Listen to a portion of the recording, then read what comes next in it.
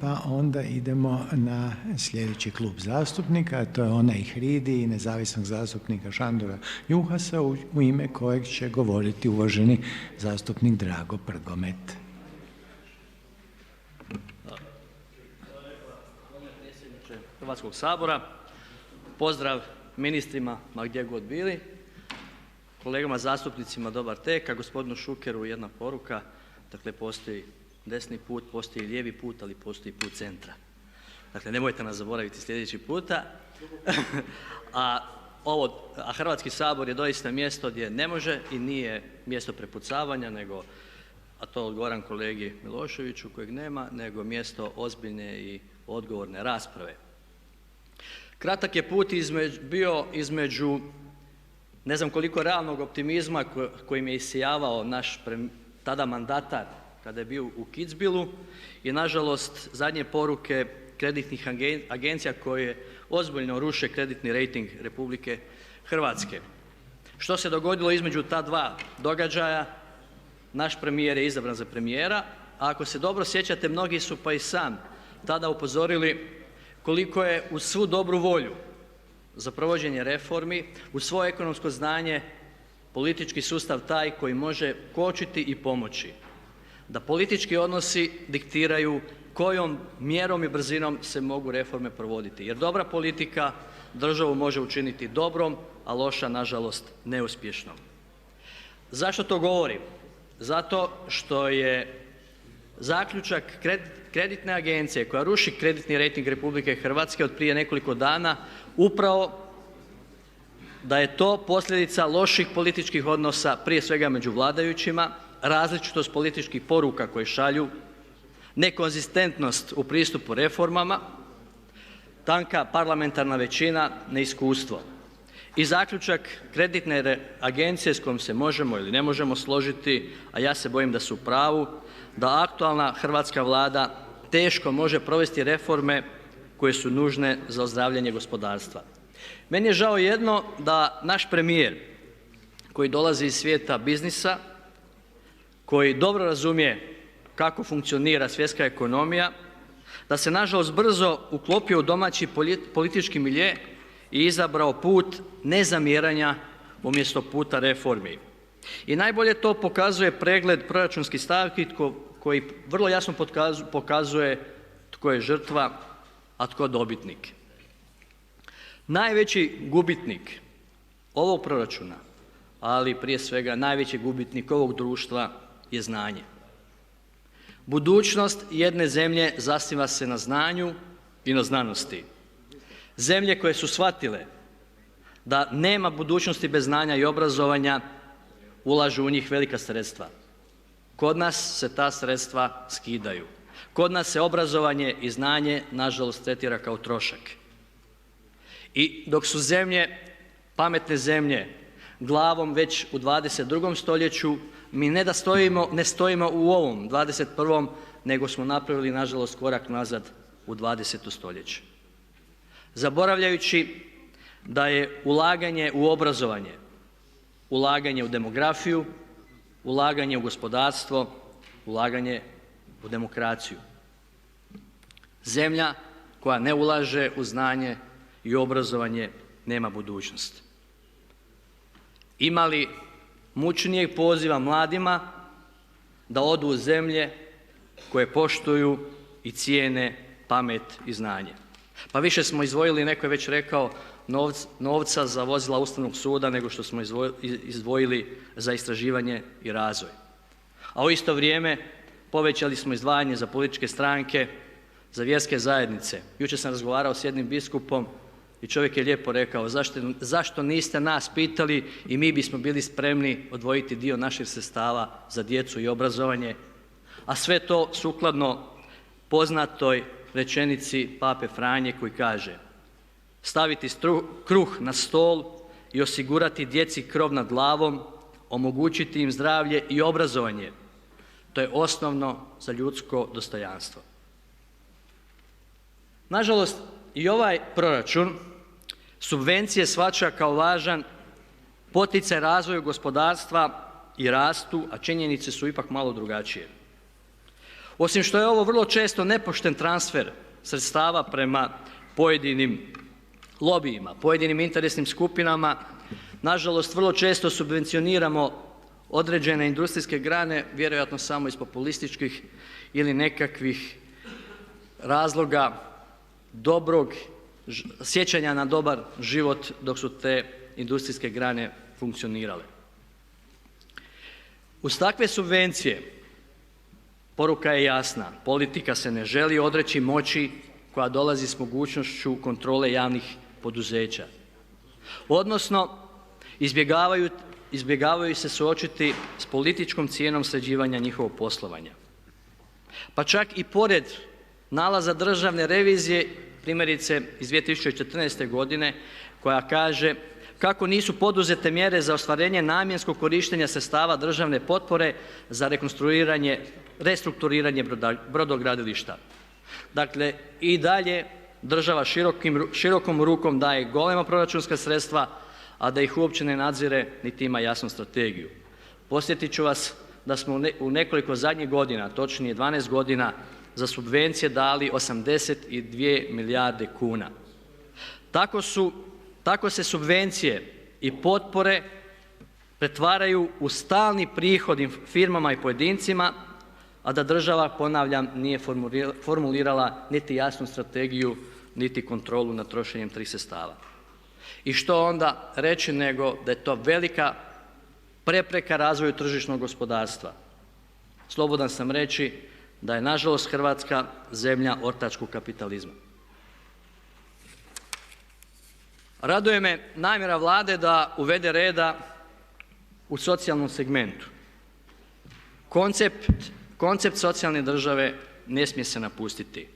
On mora biti pravedniji i mora se podjednako odnositi na sve. Jer mora se temeljiti na pravednosti, na solidarnosti kao temeljima našega društva. Mislim da svi moramo biti svjesni da ne možemo nastaviti živjeti na način na koji smo živjeli do sada. Ili jednostavno rečeno, ne možemo živjeti izvan naših mogućnosti. I zato su i ovakve reforme potrebne. Ali ponavljam, takve reforme u kojima teret neće pasti na leđa najsiromašnijih nego biti podjednako raspoređen. I zato ako govorimo o imovinskom cenzusu, onda nitko ne može biti isključen iz toga. Ni političari, ni hrvatski branitelji, niti vrhunski sportaši koji dobivaju potpore za život bez obzira na materijalni status.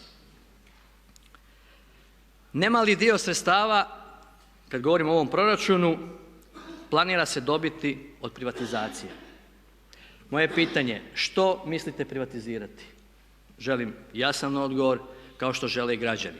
Hoćemo li ponoviti greške iz prošlosti kada smo uz privatizaciju pojedinih firmi, konkretno Hrvatski telekom, prodali infrastrukturu? Pa sada imamo situaciju da imamo najskuplji Internet na ovom području, zvali mi to susjedstvo ili region. On je i dalje najskuplji. Dakle, želimo znati što se planira prodati. Ponavljam, građani imaju pravo jer Hrvatska treba biti slobodna i otvoreno društvo u kojoj se od građana ne smiju skrivati činjenice. A društvo koje potiče pluralizam i različitost postaje zatvoreno društvo ukoliko takvog poticaja nema. Ne možemo nikoga isključiti iz kreiranja javnih politika, ne možemo nikoga isključiti iz mogućnosti donošenja odluka zato što pripada nekoj drugoj zajednici, zato što je pojedinac i zato mi je neprihvatljivo da i onako mala sredstva se smanjuju za nacionalne manjine, za nezavisne medije jer Vlada ne smije udariti na slabije, nezaštićene i medije. Očekujemo od Vlade da ima moć, ali moćni ne smiju postati svemoćni. Kako protumačiti situaciju, a vraćam se na rejting koji je donesen na temelju između ostalog političke situacije u Hrvatskoj, kako protumačiti situaciju donošenja odluke u kojoj samo nekoliko dana nakon prihvaćanja proračuna u Vladi ta ista većina prihvaća amandmane na taj proračun. Koliko god ti amandmani bili logični, postavlja se pitanje a tko sjedi u toj Vladi? Koji su to ministri gledali taj proračun i za koji proračun su digli ruku? Hoće li kod svake takve odluke koja izazove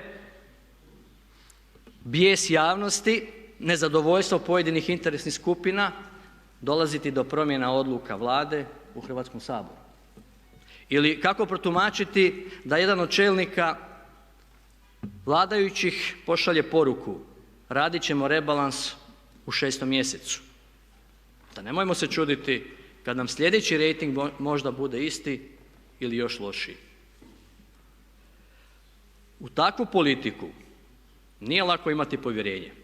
Ako mislite da pretjerujem, navest ću samo nekoliko primjera u kojim se itekako odudara od onoga što se govorilo u predizbornoj kampanji i onoga što nudi ovaj proračun.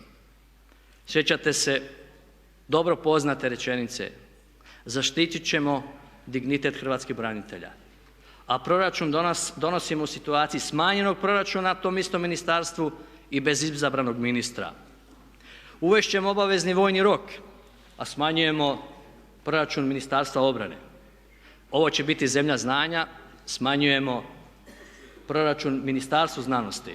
Ovo će biti zemlja bez korupcije, ali smanjujemo novčane izdatke za DORH. Reformirat ćemo pravosuđe, ali ćemo im u proračunu oduzeti novce. Smanjit ćemo beneficije, ali ćemo povećati izdvajanje za političke stranke. Demografska obnova je prioritet, nažalost u ovom proračunu nema niti jedne ozbiljno razrađene studije, niti razrađene mjere na tom tragu. Možda Vlada i njena parlamentarna većina računaju da će se neke stvari ispravljati u hodu. Moguće, ali bojim se da bi moglo biti po onoj staroj što je od početka ne valjalo, ne može se s vremenom niti ispraviti. Premijer je ovdje pozvao na konsenzus. To je izvrsna stvar. Podsjetit ću vas na dvije povijesne, ne tako davne činjenice koje su dvijema velikim državama upravo zbog konsenzusa pomogle da danas budu najmoćnije države svijeta. Clintonove reforme socijalne države koju je učinio zajedno sa republikancima i Schröderove reforme koju je učinio zajedno sa CDU-om. Spremni smo, doista smo spremni podržati i zakone i prijedloge koje dolaze od strane vladajućih i kao oporba. Jer ozbiljno stanje u društvu traži ozbiljno ponašanje. Iznad svega odgovornost i znanje i zato naše rasprave i ne smiju biti tek na razini onog uobičajenog pukog prepucavanja na razini oporba vlast. Ali naravno potez je na vama, na vladajućima. Kada vidimo da u vašoj koaliciji vlada međusobno povjerenje, kada vidimo vašu spremnost na donošenje teških odluka, nema niti hoće biti problem poduprijeti i one odluke koje možda nisu popularne, ali su dugoročno korisne. Spremni smo, ponavljam, spremni smo s vama podijeliti odgovornost za budućnost ove zemlje i pripremiti Hrvatsku na novo doba. Ali, ponavljam, prije toga morate nam pokazati da ste sposobni vladati. I ne bih u tom vremenu koje je pred nama volio da budemo tek promatrači poznatog komada čekajući Godoa i doista ne bih volio da to bude jedina predstava u ovom našem teatru apsurda. Hvala vam lijepa.